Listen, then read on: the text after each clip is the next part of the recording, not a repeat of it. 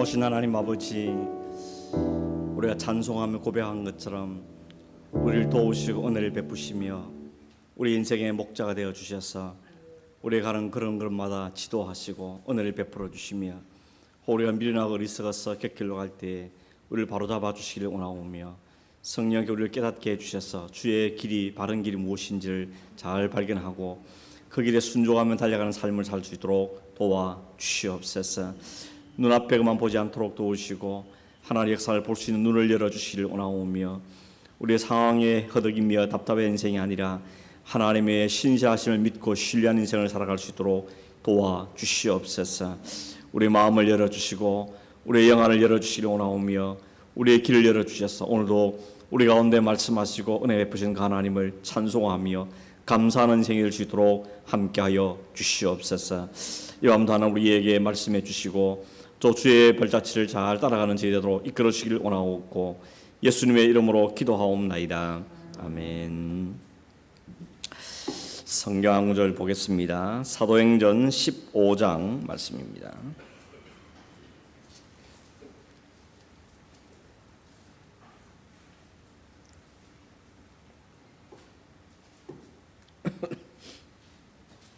사도행전 15장 36절부터 41절까지 말씀 같이 읽겠습니다. 며칠 후에 바울이 바나바더러 말하되 우리가 주의 말씀을 전한 각 성으로 다시 가서 형제들이 어떠한가 방문하자 하고 바나바는 마가라 하는 요한도 데리고 가고자 하나 바울은 밤빌리아에서 자기들을 떠나 함께 일하러 가지 아니한 자를 데리고 가는 것이 옳지 않다 하여 서로 심히 다투어 피차 갈랐으니 바나바는 마가를 데리고 배 타고 구브로로 가고 바울은 실라를 택한 후에 형제들에게 주의 은혜의 부탁함을 받고 떠나 수리아와 길리기아로 다니며 교회들을 경고하게 하니라. 아멘.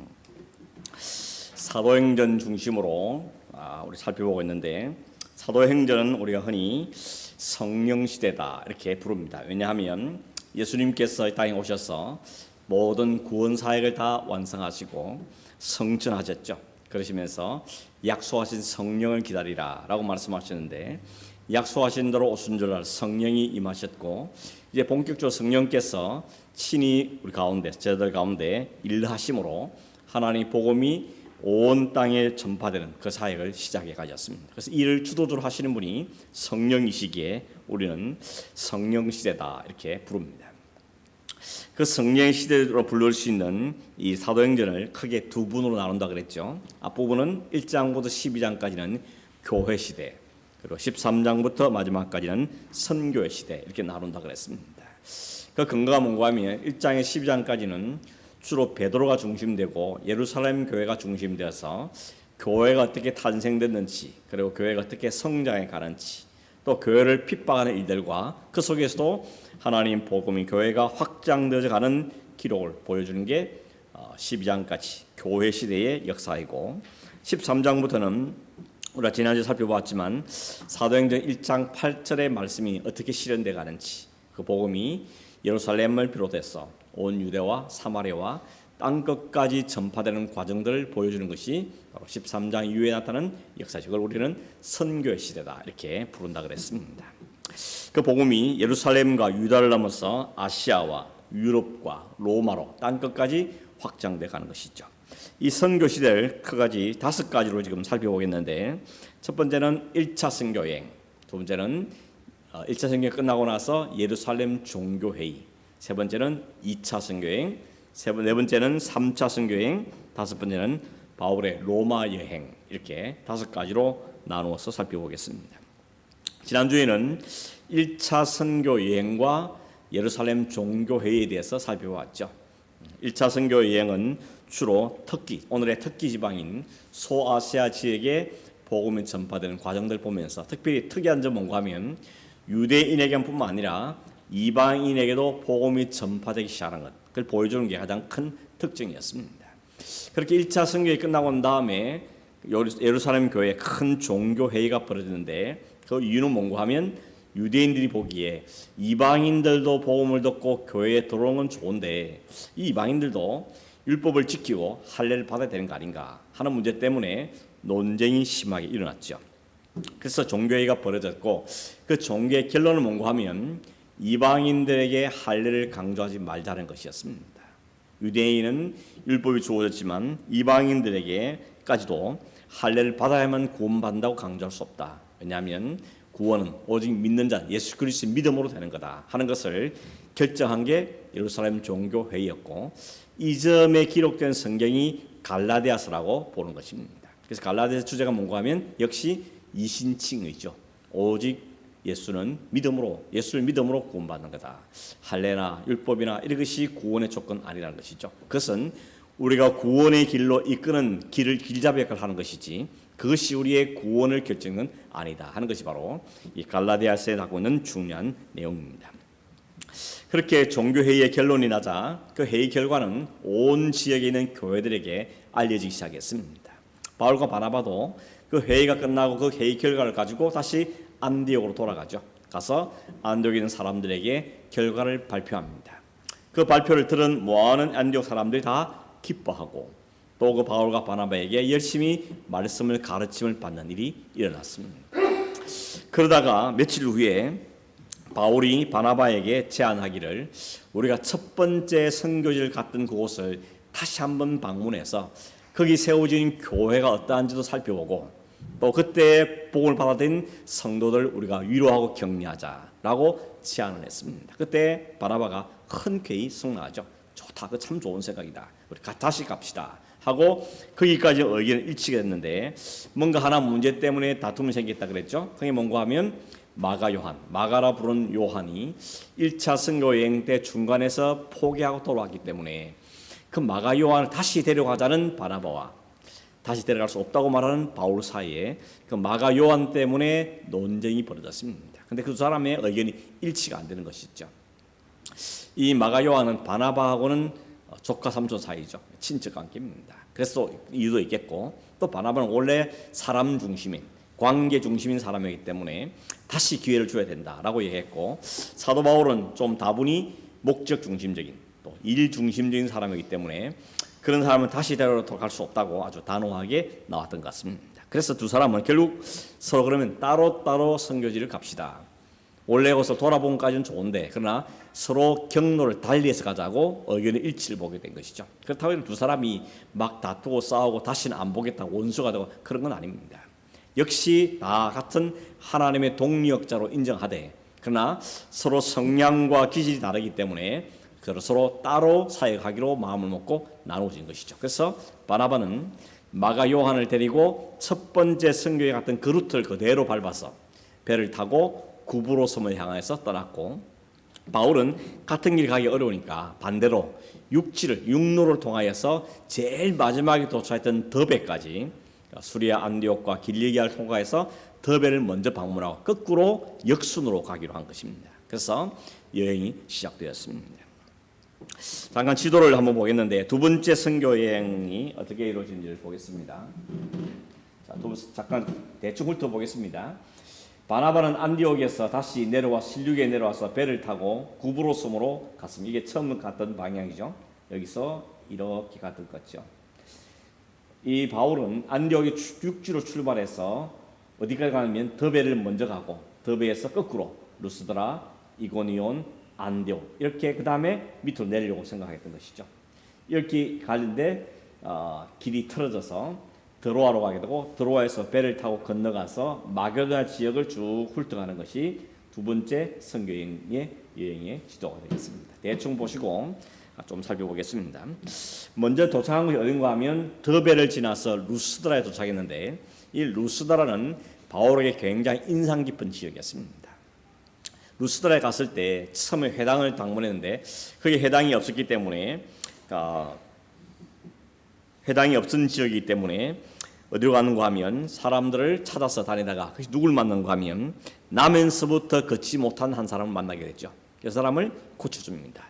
내가 예수 그리스도 이름으로 말하는데 일어나라. 그래서 나면서부터 한 번도 걸어보지 못한 사람이 그저 벌떡 일어나는 그런 기적이 벌어졌죠. 그 기적을 본 사람들이 루스드라 사람들이 저 사람들은 인간이 아니다. 신이 사람의 형사로 온 거다. 그러고는 그 앞에 제사를 지내기 위해서 막 준비를 했던 겁니다. 바울과 바나가 깜짝 놀라가지고 우리도 당신과 똑같은 사람들인데 왜 우리 앞에 제사를 하려 그러냐? 우리가 섬기고 예배할 분은 하나님밖에 없다라고 증거했던 곳이 루스드라였습니다. 이렇게 좋은 일도 있었지만 반대로 이고니온에서부터 원정 온 유대인들이 이 사람들을 충동질해서 바울을 돌로 때려 죽였습니다. 확실히 죽은 줄 알고 성 밖에 가서 내다 버렸는데 죽은 줄 알았던 바울이 다시 비실비실 하다가 일어났습니다. 그리고는 다시 루스드라에서 이고니온으로 이렇게 여행을 하게 된지요. 그곳이 바로 루스드라인데, 그러니까 루스드라는 자기를 신으로 충성하던 곳이기도 하지만 자의 돌을 던져서 때려 죽이기도 했던 아주 희비가 엇갈리는 좋은 일과 나쁜 일이 겹치는 것이 바로 루스드라였습니다. 학자들의 말에 의하면 다시 방문한 게 약 한 5년 정도 걸렸다고 봅니다. 5년 만에 루스드라에 다시 와보니까 그렇게 누굴 만나는가 하면 디모데를 만나게 된 것이죠. 바울의 인생의 가장 중요한 동력자 중에 한 사람이고 그가 영적인 아들이라고 부르는 디모데를 그 루스드라에서 만나게 된 것입니다.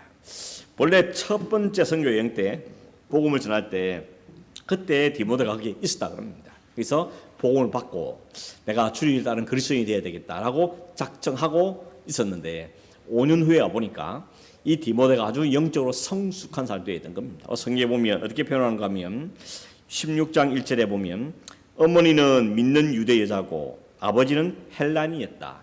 혼혈이라는 이야기죠. 어머니는 유대 여자, 아버지는 이방 남자. 그 사이에 태어난 사람이 디모데였고 2절에는 말하기를 이고니온과 루스드라에 있는 형제들에게 칭찬받는 사람이었다. 칭찬받는 사람 이렇게 말하고 있는 것입니다. 예수를 받아 복음을 받은 다음에 그 아마 신실하게 5년 동안 잘 성장해서 주변에 있는 이고니온과 루스드라 모든 사람들에게 인정받고 칭찬하는 아주 훌륭한 청년으로 성장했던 겁니다. 이때 나이가 학자의 말에 알아보면 한 18세 정도 되었다고 말하는 걸 보았습니다. 18세면 진짜 어리죠. 그래서 그러지 않습니까? 디모데에게 교회를 맡길 때 네가 연소함을 업신여기지 말아라. 네가 나이로 하는 게 아니라 목회를 나이가 하는 게 아니다. 이렇게 바울이 격려하는 것을 볼 수 있습니다. 아무튼 그 디모데를 다시 만났을 때 얼마나 기분이 좋았겠습니까? 5년 전에 그에게 복음을 전했는데 그 청년이 이제 아주 교회의 리더가 될 만큼 아주 성숙된 사람으로 자라는 걸 보면서 아마 바울이 얼마나 기뻤는지 얼마나 흐뭇했는가 하는 것을 느꼈을 겁니다. 우리 목사님들 중에는 그런 분들이 많죠. 젊은 시절에 혹은 목회했던 지역에 콜릭의 아기는 애였는데 어느 탱마 막 자라가지고 선교사가 되고 목사가 되고 이러면 그걸 바라보면서 굉장히 기뻐하는 것입니다. 흐뭇한 것이죠. 잘 자라는 걸 보면서 제 인생에 인생이라까지 없지만 아무튼 지내오면서 그런 경우가 여러 많이 있지만 그냥 놀랐던 게 뭔가 하면 제가 군목으로 입대를 해가지고 이제 첫 지역에서 강원도 인제군 원통이죠. 거기서 2년간 사역을 한 다음에 이제 다른 포천으로 경기도 포천으로 옮기게 됐습니다. 옮길 때 제가 가면 후임 목사가 와야 되잖아요. 후임 군목이 왔는데 후임 군목은 합동에서 총신대학에서 군목이 된 그런 후배 목사님이 오셨어요. 그때 총각이더라고요. 그때 저도 총각이었는데 그 친구도 총각이고 그래서 만났는데 이제 인수인계를 하는데 곧 결혼할 사람이라면서 약혼녀를 데려왔어요. 약혼녀라면서 인사를 하고 곧 이제 얼마 후에 결혼할 거라 그러는데 그 약혼녀를 딱 보는 순간 깜짝 놀랐죠. 왜냐하면 그 약혼녀가 제가 전도사 때 그 중학생이었던 여학생이었는데 걔가 자라가지고 어느 틈인가 목사 부인이 지금 되려고 막 준비하고 있는 그런 그 목사한테 시집 갔으니까 전도사도 아니고 강도사도 아니고 목사한테 바로 시집 간 저희 집 사람처럼 이렇게 목사님 바로 시집 가는 준비하고 있는 사람을 만난 거예요. 그래서 얼마나 놀랐든지 또 반갑든지 이게 호칭을 뭐라 해야 될지 막 이렇게 헷갈리는 그런 경험들이 한 적이 있습니다. 저도 부산 가 보니까 여러 그때 중학생, 고등학생들이 이제 막 담임 목사 되고 하는 거 보면서 야, 참 세월이 지났구나 하는 생각들을 해보게 됩니다. 여러분 내가 가르친 사람이 혹은 복음을 전했던 사람이 그 사람 믿음을 잘 자라서 교회가 리더됐다. 얼마나 감격스러운 일입니까? 그죠? 얼마나 행복한 일이겠습니까? 아마 여러분 가운데 그런 사람이 있으리라 생각하고 지금도 그런 분 계십니까? 내가 꼭 기도하는 분. 저분도 잘 자랐으면 좋겠다. 이렇게 힘을 쓰고 마음을 기울이면 얼마나 그게 보람된 일인지 모릅니다. 사실 주님께서 우리에게 분부한 것이 아닙니까? 너희는 가서 끝까지 가서 뭐하라 그랬습니까? 복음을 전하고 가서 제자를 삼으라고 이야기했습니다. 물론 내 제자는 아니죠. 내가 그를 잘 주님의 제자 되도록 도운 것에 불과하긴 하지만 그래도 돕는 역할을 해서 잘 자랐으니까 얼마나 감사한지 모르는 것입니다. 바울은 이 선교 여행에서 그런 디모데를 만나서 마음이 큽니다. 그래서 어떻게 하는가 하면 너 나 따라가자. 나랑 같이 선교 여행에 동참하자. 그래서 디모데를 복음도 여행에 함께 하기로 마음을 작정을 했습니다. 가기 전에 디모데에 뭘 했는가 하면 성경에 보면 디모데의 할례를 행했다고 이야기합니다. 할례를 뭔지 아시죠? 난지 8일 만에 유대인 남자아이는 봐서 그동안 안 했던 것 않도록 하기 위해서 그 디모데에게 할례를 행했다고 우리는 보아지는 것입니다. 그래서 쓸데없는 다툼과 비난과 복음이 거부당하는 걸 미리 방지하기 위해서 디모데에게 할례를 행했다는 것입니다.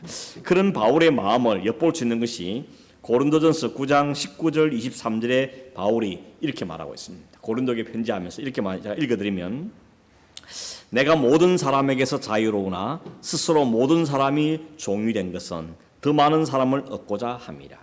나는 자유자입니다. 복음의 자유한 자입니다. 그러나 내가 스스로 종이 되는 것은 그들을 얻기 위해서라고 이야기합니다. 구체적으로 말하기 이렇게 말합니다. 유대인들에게 내가 유대인과 같이 된 것은 유대인들을 얻고자 함이요. 율법 아래에 있는 자들에게는 내가 율법 아래에 있지 않지만 율법에 자유하지만 율법 아래에 있는 자같이 된 것은 율법 아래에 있는 자들을 얻고자 함이요.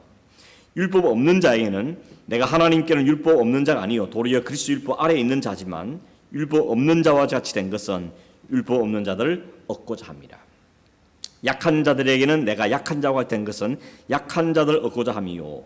내가 여러 사람에게 여러 모습이 된 것은 아무쪼록 몇 사람에도 구원하고자 함이니 내가 복음을 위하여 모든 것을 행함은 복음에 참여하고자 함이라. 내가 각양각상 사람들에게 내가 이게 지적 없어서 그런 게 아니라 내가 왔다 갔다 하는 것이 아니라 그 사람을 얻기 위해서는 그 사람에게 맞추겠다는 것입니다. 그 사람은 가난한 사람이면 가난한 모습으로, 부자의 모습은 부자에게, 지식 있는 사람은 내가 가진 지식을 가지고, 또 그렇지 못하면 연약함을 가지고 그 사람에게 내가 맞춘다는 거죠. 딱 이유는 딱 하나밖에 없습니다. 복음을 전하는데 방해가 되지 않기 위해서. 그렇게 해서라도 몇 사람이나 더 구원하겠다는 것이 바울의 마음의 태도였다는 것입니다. 나는 유대인이니까 에헴, 나는 율법을 많이 아니까 에헴, 이런 게 아니고 율법을 많이 배웠지만 율법 없는 자처럼, 율법 아래 자유롭지만 율법 아래 있는 것처럼 한 것은 그 사람들과 동질감을 가지고 공감을 형성해서 그 사람을 구원하는 데 사용하기 위해서라는 것이 바울의 태도였던 것입니다. 오늘 우리가 본받아야 될 마음의 태도 아니겠습니까? 나는 난데 누가 나를 뭐라 그래, 이렇게 자기를 고집 피우고 자존심을 부릴 것이 아니라 그 사람을 돕고 그 사람을 구원하기 위해서라면 내가 낮아지고 겸손해지고 그 사람을 맞춰줄 수 있는 그것이 바로 이 바울의 태도였다는 것을 우리에게 보여주고 있는 것입니다. 그 결과가 16장 5절에 나오는데 이렇게 섬겼더니 여러 교회가 믿음이 더 굳건해지고 수가 날마다 늘어갔다고 말하는 것입니다. 이렇게 믿음으로 섬겼던 결과였던 것이죠. 이렇게 든든한 동력자를 얻은 바울이 이제 그 다음 이고니에 출발해서 비시디아 안디옥까지 갔습니다. 그러면 어디로 가야 됩니까? 이제 아래로 내려가야 되는 것이죠. 아래로. 그런데 성령께서 아래로 가지 못하고 길을 막아버렸습니다. 어쩔 수 없이 그러면 어디로 갈까 생각하다가 북쪽으로 가려고 생각을 하고 방향을 틀었는데 성령께서 그것도 막아버렸습니다. 성령께 밀려간 곳이 서쪽 서북쪽으로 가다가서 어디까지 가는가 하면 드로아까지 밀려가게 된 것입니다. 드로아는 어딘가 하면 지도를 한번 보시겠습니까? 드로아는 여기입니다. 원래 이 안디옥에서 처음 갔던 곳은 이 밑이거든요. 원래 아래쪽으로 가려고 그랬는데 이 막히니까 그러면 갈라디아, 갑바도기 이쪽으로 가겠다고 생각했는데 여기도 막혀버렸습니다. 그래서 밀려간 곳이 서북쪽으로 해서 드로아까지 가게 된 겁니다. 이 드로아는 어떤 곳인가 하면 항구 도시입니다. 이 바다를 끼고 있는 항구 도시입니다. 이 드로아는 곳은 아주 유명한 곳인데 이 지역이 어떤 곳인가 하면요. 이 지역에 여기 갔을 때 여기는 터키, 이게 터키죠. 이쪽은 터키 지역이고 이건 마게도니아 지역입니다. 이 두 대륙을 잇는 중요한 항구가 드로아입니다. 드로아는 곳에 도착한 것이죠. 거기 갔는데 그날 밤에 도착한 날 밤에 환상을 봤습니다. 환상 어떤 환상인가 하면 그 강 건너편에 마게도니아 지역에 어떤 사람이 있어서 강 건너편에서 막 손짓을 하는 겁니다. 그래서 하는 말이 건너와서 우리를 좀 도와주세요 하는 이야기를 강구하는 환상을 보게 된 겁니다. 바울이 그 환상을 통해서 하나님이 나를 저리 건너가서 사역하라는가 보다라고 하나님이 부르심이라는 것을 인정하고 그 다음 아침에 바로 배를 타고 마게도냐 지역으로 건너가게 되어진 것입니다. 결국 마게도냐 환상을 통해서 모든 하나님의 일은 하나님께서 주도적으로 이끄신다는 걸 우리에게 확인시켜 주는 것이죠. 계획을 세웠습니다. 어디 가서 어떻게 할 것이며 계획을 쫙 세워서 바울이 출발했지만 성령께서 이끄심으로 그 방향과 목적지가 틀어진 것입니다. 처음엔 바울이 붙었죠. 계획대로 가려고 남쪽으로 가려다 북쪽으로 가려다가 했는데 결국은 성령께서 이끌려서 들어와가 갔는데 거기서 환상을 보면서 내 계획과 달리 하나님은 다른 계획이 있으시구나 라는 것을 인정하고 자기 주장, 자기 계획, 자기 플랜을 다 내려놓고 성령이 이끄신 대로 배를 타고 건너가게 된 것입니다. 그래서 어디로 가게 된 겁니까? 아시아 지역을 목표로 선교하려고 그랬는데 그는 유럽으로 건너가게 된 것입니다. 한국의 초기 선교사 중에 대부분의 선교사들이 처음부터 조선을 목표로 한 사람들이 아니었습니다. 많은 선교사들이 중국을 타겟으로 하고 왔는데 중국에 와서 들어보니까 조선 사람들이 왔다 갔다 하니까 그 사람을 통해서 조선이라는 나라에 있는 걸 알게 되고 하나님의 부르심인 자기를 조선이라는 걸 알고는 조선으로 넘어온 한국으로 넘어온 선교사들이 대부분이었던 것입니다. 바울도 마찬가지죠. 그래서 바다를 건너서 가게 되어진 것입니다. 오늘 우리에게 대입하면 그렇죠. 우리가 살아가면서 길이 좀 막힐 때가 있지 않습니까?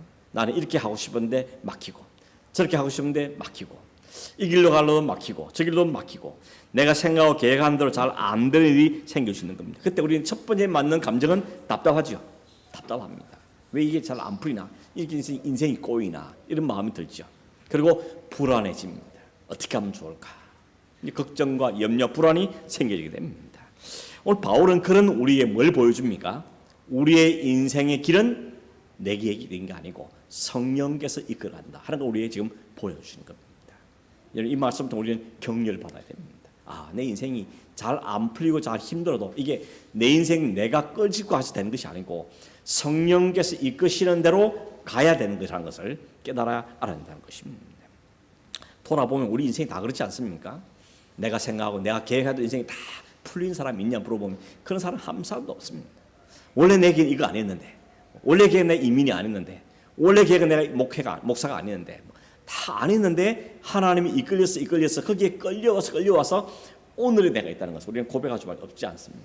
그러나 돌아보면 그 길이 참 복된 길이었다 하는 걸 우리가 인정하게 되어지는 것입니다. 그래서 유럽으로 건너가게 된 겁니다. 여러분 유럽을 건너가서 과정을 지도를 다시 한번 보시면 이 배를 타고 건너가서 네아폴리, 앞비볼리, 빌립보를 통해서 쭉 발칸반도를 쭉 내려오면서 고린도까지 여기 이어지는 것이죠. 그래서 이 유럽의 마지막 끝자락에 할 수 있는 이 마게도냐 지역을 쭉 훑어가면서 복음을 다 전하게 되어진 것입니다. 여기 재밌는 단어가 나오는데요. 16장 11절에 보면 11절에 보면 이런 단어가 나옵니다. 우리가 드로아에서 배로 떠나 사모드라기로 직행하여 이튿날 네아폴리에 도착했다. 여기 중요한 단어, 재밌는 단어 보면 직행하여라는 단어입니다. 직행이란 말은 완행 아니고 직행 이런 뜻도 있지만 이 헬라의 단어 뜻이 뭔가 하면 순풍에 돛을 달고 빨리 간다는 뜻을 갖고 있습니다. 우리식 요즘 표현하면 쾌속적인 것이죠. 그래서 예를 들어서 거제도에서 부산까지 전에는 5시간, 6시간 걸렸지만 지금은 쾌속적인 달리니까 30분, 1시간이면 주파하듯이 그렇게 달려다는 거예요. 그 뜻이 바로 직행한다는 뜻을 갖고 있는. 다른데 안 들리고 거기 갔다는 뜻도 있지만 이 헬라 단어 뜻인 순풍에 돛을 달고 빨리 갔다 이런 뜻을 갖고 있다는 것입니다. 이 재밌는 게 이렇습니다. 드로아에서 네아폴리까지가 바닷길로 한 200km 된답니다. 200km. 바다에서 200km, 그것도 요즘처럼 엔진이 있어가지고 가는 배가 아니고 돈만 달고 가는데 그 배가 200km 가는 데는 상당히 시간이 오래 걸립니다. 근데 오늘 성경에 보면 뭐냐면 이틀 만에 도착했다라고 말합니다. 근데 여러분 이게 비교가 되는 게 뭔가 하면 3차 성경이 끝났을 때 사도행전 20장 6절에 보면 3차 성경이 끝나고 이제 거꾸로 돌아오는데 네아폴리에서 도로아까지 100km 똑같은 100km 옵니다. 돌아올 때 며칠 걸리는가 하면요 5시간 걸렸다 그럽니다. 5일. 이게 평상시 걸릴 시간이라는 겁니다. 이거 시차 때문에 그런 거 아닙니다. 우리가 시드니에서 퍼스 가면 오이스 출발했는데 거기 가니까 또 오이스시죠. 시차 때문에 뭐 이런 일이 벌어지죠. 여기는 시차 때문에 그런 게 아니고 갈 때는 2일 만에 올 때는 5일 만에 오는데 어느 게 정상인가 하면 5일 만에 오는 게 정상이라는 겁니다. 그러면 이 나라는 왜 이틀 만에 갔느냐? 순풍에 돛을 당한 것처럼 뒤에서 바람이 불어닥친다는 겁니다. 제가 이거 학자들 글을 쭉 찾아보니까 재밌는 표현을 써놨더라고요. 성령께서 급하셔가지고 성령이 급하셔서 빨리 유럽에 마게도나에도 복음을 전해야 되기 때문에 바울의 그 탄배를 바람을 광풍을 불어가지고 그 배를 계속처럼 달리게 만들어서 거의 2분의 1 시간 단축해서 거기에 도착했다는 것입니다. 그러면서 이렇게 말하더라고요.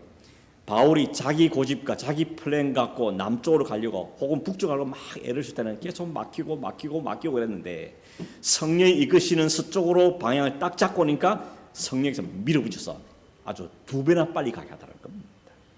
이게 우리의 인생에 중요한 교훈이 되지 않습니까? 성령과 거스르면 힘듭니다. 여러분 맞바람 쐬보시 아시지 않습니까? 마주 오는 바람 그 뚫고 가려면 얼마나 힘듭니까? 만약에 비까지 오면 우산을 쓰고 가는데 바람이 불면 정말 힘들거든요. 근데 만약에 반대로 간다면 우산을 뒤로 딱 하면 막 밀려가는 거잖아요. 신속하게 간다는 겁니다. 이게 참 마음의 감동이 됐습니다. 성령을 거슬려 살려 하면 너무 힘듭니다. 힘겨운 인생입니다. 특별히 그리스도인은. 예수 믿지 않은 사람은 지 마음대로 살기 때문에 모르겠지만 성령의 사람이 성령을 거스려 산다면 그건 진짜 힘든 겁니다. 근데 성령이 이끄신 일이 무엇인지 알고 그 길에 순종하며 가면 그 인생은 정말 달려가는 것 같은 신나는 기쁨, 감사가 넘치는 그런 길을 가게 되는 것입니다. 결국은 중요한 건 뭐겠습니까? 그럼 뭐가 성령이 인도하신 길이 아는 게 중요하겠죠. 이 길이 성령이 인도하신 길인지 아닌가 이걸 분별할 수 있는 그 분별력이 우리에게 필요한 겁니다. 이 분별이 어떻게 길러지죠? 결국 말씀과 기도로밖에 안 걸려지는 것입니다. 늘 말씀 앞에 서고 기도하며 하나님 뜻을 구하고 찾고 물어보고 인간인 장께 서는 걸 좀 내려놓고 또 내려놓고 성령께 오직 또 순종하고 이 훈련을 계속 나갈 때 우리는 성령의 바람을 타면 성령 같은 방향으로 가면 우리의 가는 길이 훨씬 평탄하고 형통하게 그 길을 달려간다는 것입니다. 물론 어려움이 없단 말은 아니지만 성령과 함께 갈 때 성령이 우리의 힘이 되어주셔서 가는 길이 더 콧바람 불면서 찬송하며 가는 길이 되어지더라는 것입니다. 그래서 도착한 곳이 빌립보인데 빌립보는 그 당시에 마게도냐에서 굉장히 중요한 도시입니다. 왜냐하면 빌립이라는 도시는 그 알렉산더의 아버지가 필립 2세인데 그가 자기 이름 그걸 정복한 다음에 자기 이름을 따서 이름을 빌립이라고 도시 이름을 바꾸었습니다. 이 빌립은 경제, 문화 또 금광이 금이 발견되는 곳으로서 아주 중요한 노출이었습니다. 그리고 제가 안 가봐서 모르지만 빌립보의 언덕만 넘으면 로마로 가는 길이 쫙 깔렸다 그럽니다. 모든 길을 로마로 뚫린다 그런데 이 빌립보 언덕을 넘었으면 그 길이 열린다 그럽니다. 그래서 여러 가지 면에서 굉장히 중요한 도시이기 때문에 주변의 모든 나라들이 그 빌립보 도시를 차지하기 위해서 많은 사람이 많은 피를 흘렸던 곳이 빌립보라는 것입니다. 로마가 도착을 차지한다면은 그 도시를 아예 황제 직할시로 임명하고 거기에 군대를 파견해서 어떤 사람도 얼씬하지 못하도록 철저히 지켰다는 겁니다. 더군다나 그 성에 사는 사람은 주로 퇴역 군인들 그리고 로마 시민권을 가진 사람들만 그 땅에 살도록 한 곳이 그래서 질서를 잘 유지하고 로마에 충성하는 도시가 빌립보였다는 것입니다. 그래서 거기 가보니까 회당이 없었다는 겁니다. 웬만하면 각 도시마다 회당이 있었는데 이 빌립보는 회당이 없었다는 겁니다. 그래서 바울이 며칠간 쭉 살펴본 다음에 회당이 없으니까 안식일에 어디로 가는가 하면 기도처를 찾아서 강가로 갔다 그랬습니다. 유대인들은 10명만 모이면 회당을 반드시 짓는데 한국교회가 교회 짓는 것처럼 근데 10명이 안 돼가지고 회당을 못 지었던 것 같습니다. 아니면 10명이 되어도 로마가 워낙 강력하게 통제했기 때문에 회당을 지을 수 없었거나 둘 중에 하나인데 바울이 그 당시 유대인들은 만약 회당이 없는 경우에는 강가라든지 야외의 안식일에 모여서 하나님께 예배를 드리는 겁니다. 그래서 바울이 그런 걸 찾아서 간 곳이 강가였는데 그 강가에 했더니 몇 명의 여인들이 모여서 예배를 드리는 걸 만난 것이죠. 그래서 바울이 그 사람들에게 복음을 전했더니 그 중에 한 여자가 자주장사 루디아였던 것입니다. 이 자주색 옷감은 귀족들이 입는 옷이었다 그럽니다. 그리고 루스드라의 아주 명품 특산물이었다는 겁니다. 그가 거기서 거기서 복음을 받게 되고 그 복음을 받은 다음에 자기 집을 오픈했죠. 여행 중에 있는 그 바울 일행을 자기 집에 모시고 거기서 빌립보 있는 동안에 복음을 전하는 사역을 하도록 배를 하게 됩니다. 그리고 자기 온 집이 복음을 믿게 되어집니다. 그게 첫 번째 이런 사건이고, 또 하나 빌립보에 있던 사건은 뭔가 하면 그 점치는 귀신이 들린 여종을 만난 겁니다. 점치는 귀신 여종이 기가 막히게 점을 치는 거예요. 여러분, 귀신이 들렸으니까 얼마나 점을 정확하게 쳤겠습니까? 그러니까 그 귀신 들린 여종을 고용한 주인들이 여러 명 있었는데 이 여종 갖고 돈을 많이 버는 겁니다. 그런데 바울이 가는 곳만 이제 따라와가지고 저 사람 하나님의 종들이라고 자꾸 이야기하니까 바울이 그 사람을 향해서 귀신 보고 나오라고 쫓아버렸습니다. 그랬더니 그 여자가 온전해진 것입니다. 사람이 온전하게 됐으니까 얼마나 축하할 일입니까? 그런데 그 주인들 입장에서는 돈벌이가 이제 안 되니까 점을 쳐야 되는데 점이 안 되니까 그 다음에 바울과 바나바를 고소한 겁니다. 뭐라고 고소했는가 하면 우리 로마 사람들이 들을 수도 없고 받을 수 없는 풍속을 전한다. 그래서 성을 요란케 하는 자들이다 라고 죄목을 씌워서 그들을 고소한 것입니다. 진짜 이유는 뭐죠? 자기 돈벌이가 막혔어. 이제 수입이 끊어버리기 때문에 괘씸해서 바울을 고소한 것이었습니다. 바울과 실라 고소를 당하고 옷이 찢기고 많은 매를 맞고 감옥에 갇혔죠. 그런데 그날 밤에 제수들이 보니까 감옥에 갇혔는데 기도하고 찬송하다는 것입니다. 거기 기도하고 찬송한 게 같이 했을까요? 아니면 따로 했을까요? 그 헬라 단어를 보면 그랬답니다.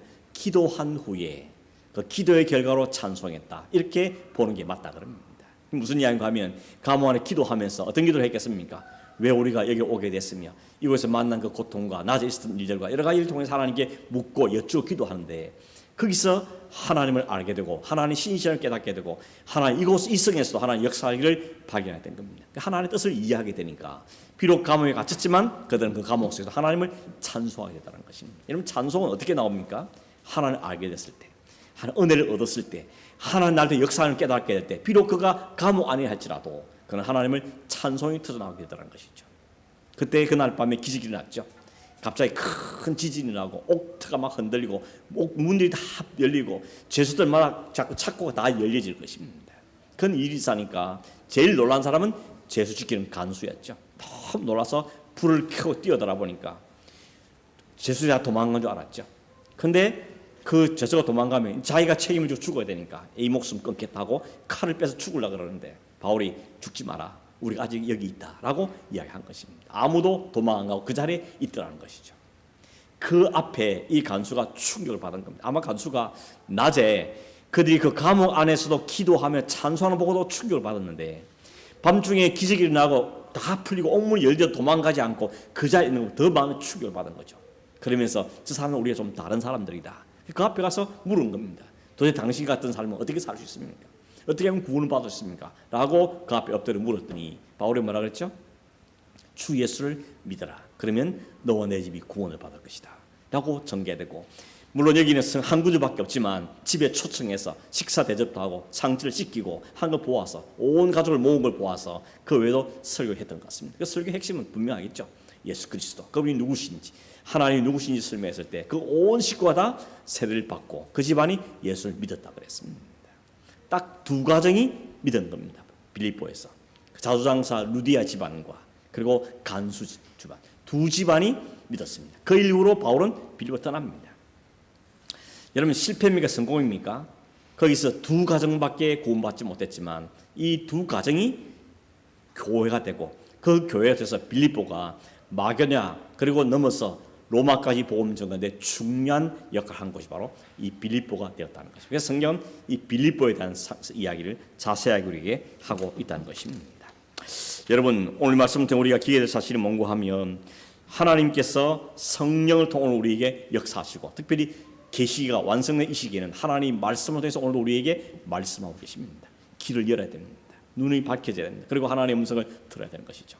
자기 고집과 자기 플랜 일단 내려놓고 하나님 어딜 가기를 원하십니까? 어떻게 하기를 원하십니까? 주님에게 늘 물어보고 여쭤보고 하나님이 교정하시면 거기에 순종해서 갈 때 우리는 순풍의 닻을 간처럼 주로 함께 이 사역을 가게 됐고, 거기 갔지만 비록 어려움도 있었지만 여전히 하나님이 함께 하시기 때문에 기도할 수 있고 찬송할 수 있는 그런 삶을 살게 되고, 당장 눈에 보기에는 적은 수 두 가정밖에 안 됐지만 마치 겨자씨같이 누룩같이 하나님의 복음이 그곳에서 확산되는 역사가 일어나는 걸 우리가 보게 되는 것입니다. 숫자에 너무 연연할 것이 아니고 하나님의 역사에 순응할 때 하나님께서 우리 가운데 일하시고 역사하게 되어지는 것입니다. 잠시 한번 기도하겠습니다. 공하신 하나님 아버지, 주의 복음을 위해서 떠났던 그들을 성령께서 친히 길을 여시고 이끄셔서 그들이 계획도 못하고 생각지 못했던 길을 열으심으로 하나님께서 아시아만 아니라 유럽까지 주의 복음이 전파되게 놀라운 사역들을 하시는 것을 보게 하신 것을 감사합니다. 하나님, 여전히 우리는 눈앞에가 볼 수밖에 없고 우리의 계획과 우리의 생각을 갖고 불안해하고 염려하며 살아간 저희들이지만 성령께서 이미 크게 보시고 앞을 내다보시며 우리의 그러면 지도해 가실 때 주님, 우리가 기꺼이 순종하며 달려가며 주 앞에 순종하는 삶을 사는 저희들이 되게 하여 주시옵소서. 오늘 우리 앞에 당연한 많은 문제들이 있고 어려움이 있어도 하나님께서 역사하심을 믿고 신뢰하며 그 하나님 신이시를 의지하고 달려가서 기쁨과 감사함으로 주님 앞에 쓰임받는 우리 모든 삶이 되도록 인도하여 주시옵시고 그런 교회가 되도록 주님 축복하시고 역사하여 주옵소서. 예수님의 이름으로 기도하옵나이다. 아멘. 하늘에 계신 우리 아버지여, 하나님이 거룩히 힘을 받으시오며